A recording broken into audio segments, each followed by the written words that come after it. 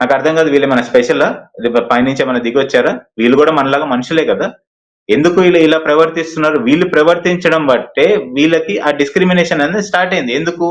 వీళ్ళు ఇలా వస్తే మనల్ని హారాస్ చేస్తారన్న భయంతో వీళ్ళని దూరం పెట్టడం స్టార్ట్ చేసినట్టున్నారు. అది I'm not sure, I mean if that is correct or not. నాకు అది కరెక్ట్ కాదో తెలియదు. బట్ నేను అంటుంది ఏంటంటే, ఇప్పుడు వీళ్ళు చేయడం చేతలు బట్టి, అంటే కొంతమంది ఎవరైతే ఉన్నారో వాళ్ళు చేసే చేతలు బట్టి అవతల వాళ్ళు అంత కమ్యూనిటీకి చెడ్డ పేరు వస్తుంది.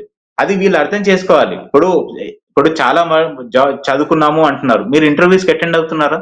ఇప్పుడు మనకి గవర్నమెంటే ఒక థర్డ్ జెండర్ అని చెప్పి క్రియేట్ చేసి పెట్టింది కదా. సో మీరు ఇంటర్వ్యూస్ అటెండ్ కారు, ఏమీ అటెండ్ కాకుండా మీకు జాబ్స్ రావాలి, మీకు జాబ్స్ కావాలి, గవర్నమెంట్ పెన్షన్ ఇవ్వాలంటే ఎక్కడి నుంచి ఇస్తుందండి? ఇప్పుడు డిస్క్రిమినేషన్ అన్న పదము తప్పు. ఇంకోటి, వీళ్ళు అడుగుతున్నది భిక్షాటన కాదు, వీళ్ళు చేస్తుంది ఎక్స్టార్షన్. ఈ డిఫరెన్సియేషన్ మీడియా ప్రదంగా అందరూ తెలుసుకొని ప్లీజ్, ఈ 10,000, 20,000, 50,000, 70,000, ₹1,00,000 ఏదైతే అడుగుతున్నారో అది భిక్షాటన కాదు, అది ప్యూర్ ఎక్స్టార్షన్.